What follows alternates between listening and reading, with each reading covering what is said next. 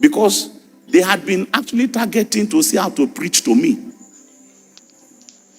Because I wear jeans and my hair was quite high. So it's like, this one where God bring come here, we need to make sure that we sow the seed. We sow the word before he leaves, because we don't even know how long he's going to be in this our village. So to now find out that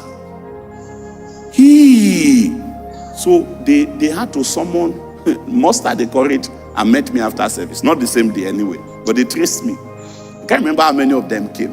And they came and met me and told me this story. How that they were already praying and looking for opportunity to preach the gospel to me. Only to realize that I'm a believer. But that the confusion is, how am I a believer? And I wear jean trousers. In fact, that this kind of believer, that what they had on Wednesday, that how am I combining it with my hair? So I apologized to them that I didn't know that he used to spoil gospel here. So I removed the hair, went to the barber. Say, what hair? I said, there's no style. Just remove the hair. So I removed the hair and I disposed the jean trousers. So by the time, I spent a year in that village. So by the time I was coming to, it was from there actually I came to University of Jos. So by the time I was coming to University of Jos, I had been weaned from my jean trousers. So before I had another jean trousers, I had graduated. It's not because I was still back in the village anymore. Are you with me? I just gotten used to, I had to substitute with chinos and at least, because even FCS, FCS will not tell you not to wear jean trousers, but they're just an unspoken but. Hey, FCS. So it was good that I was not using jean trousers before I came to the university.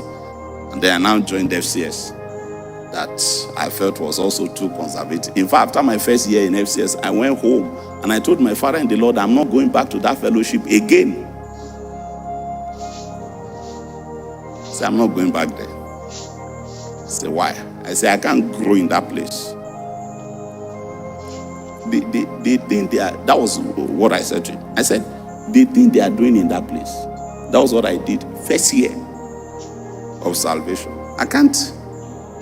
Why are university students gathering to do that kind of thing? I can't go there.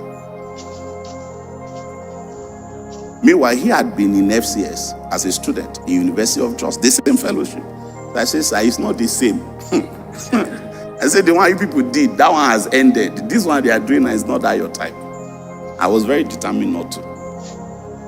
They now called me by my local name. He said, Ekele. I said, sir.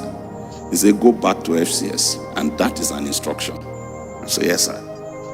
That's the only reason I returned. I went back to FCS because I was under orders from my father in the Lord.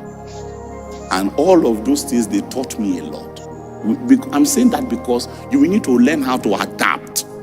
How to adapt. How to adapt. You will need to learn how to carry the life of God in your spirit, but for the sake of multiplying the seed, the descendants of Abraham, you will need to learn how to adapt in contexts that are different from what you are used to. There are some of you now that any church that does not bless you, you can't go there. That's why some of your friends may not come here. Because they are looking for excitement, and it's okay. Some people are just looking for excitement. When they give them false hopes. Say, this week, what will happen this week? Say, this week I see you on top bike, on top what? On top, you see him on top what? On top keke. So, and do you know what happens? Sometimes people spend 15 years of their life in that system, and then they finally realize that, you know what? This thing has not gotten us anywhere. It's like a placebo. There's nothing inside it.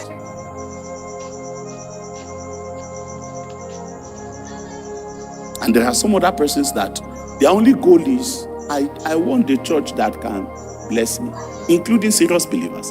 And sometimes, as a serious believer, God will send you to a church where you can be the blessing.